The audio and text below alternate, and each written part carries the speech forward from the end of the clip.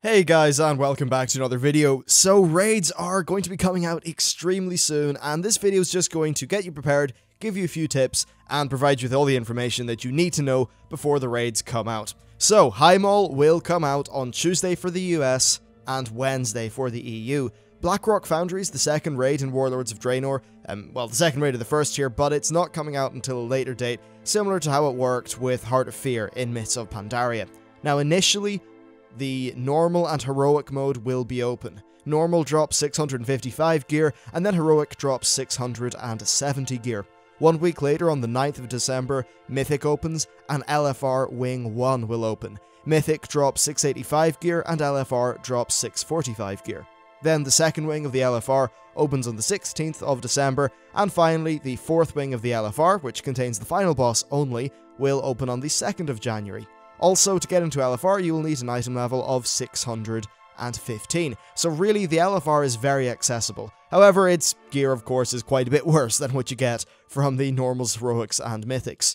Now, also, in 2 days or whatever, the first two world bosses will activate. Door of the Ruiner and Tarnla the Ageless are both in Gorgrond, and they drop 650 gear. So if you plan on raiding normal or above, don't spend your bonus tokens on these, but if you're not planning on raiding normal or above, then of course spending your bonus tokens on these makes a good deal of sense.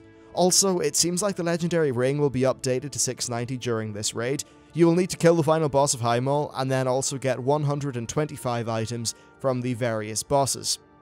Now these items they're called something stones, they just drop from bosses and stuff like that, though some of them do drop from work orders in your garrison, and also from a 24-hour long garrison mission, so you want to be doing that stuff as much as you can. I think I've got like 5 or 7 of them on my character currently. Now that all the information's covered, it's just time for a few tips and useful things for you to know. So first of all, it's a loot-based lockout. That means that your lockout is based on what you have looted. It's not like a fixed raid ID or anything like that, unless you're doing Mythic, in which case you are using the traditional Wrath-style fixed raid ID system. So this means that you could, say, run normal, loot a bunch of bosses. Maybe if you looted the first two, then that's fine. If you went back in with a separate group, then you could still do those 2 bosses, you just wouldn't be able to get loot from them. You can also do multiple difficulty levels, so, for an example, if you're a guild that wants to raid heroics, but maybe not all your members are there, or maybe some people are on alts and you're just in a bit of a weird situation, then you could drop down to normal, do your raid there, and then your next night of the week you could go back up to heroic and give that stuff a try. So it's a lot more flexible in that regard. Now also, it's worth talking about character stats. You need to be very aware of these, and this is something you should do before raids drop, or at least before you enter them.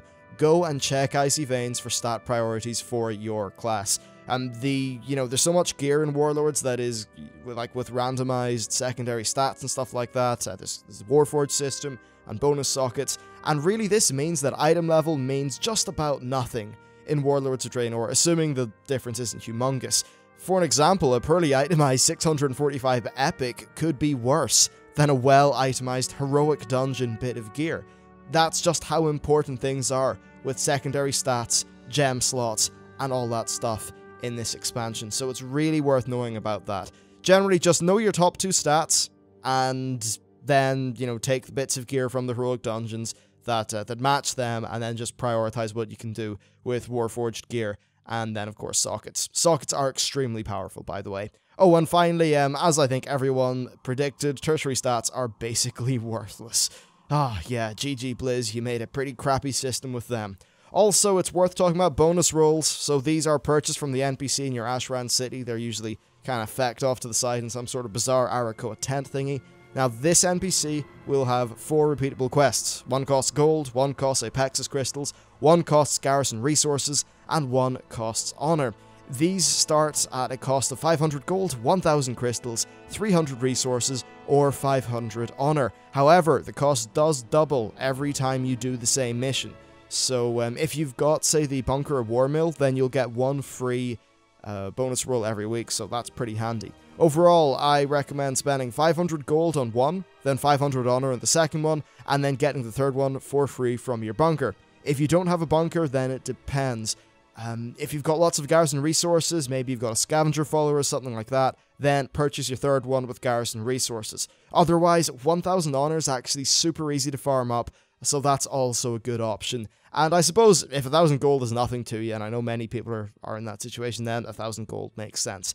Of course, just like in Mists of Pandaria, you can only get a maximum of 3 of these per week. Now finally, I recommend that you just learn a little bit about the bosses. From what I know anyway, currently there are no full guides up because Highmaul stuff was tested really pretty early in the beta process. However, loads of YouTube channels did beta videos of the bosses on normal and heroic difficulty. I know Fat Boss and Preach have got a few of those up, so it's totally worth checking them out, just so you know roughly what the gist of the boss fight is. Sure, there could be changes here and there, but that should help you out. Now, of course, I will be doing guides for these bosses as soon as I can get in and get them killed, so that will happen, and yeah, it should be pretty fun. Anyway, that's basically all you need to know for the raids opening. So yeah, good luck, hope the raids go well for you, and it should be a lot of fun. Anyway, that's it for me, thanks for watching the video, and I will see you next time.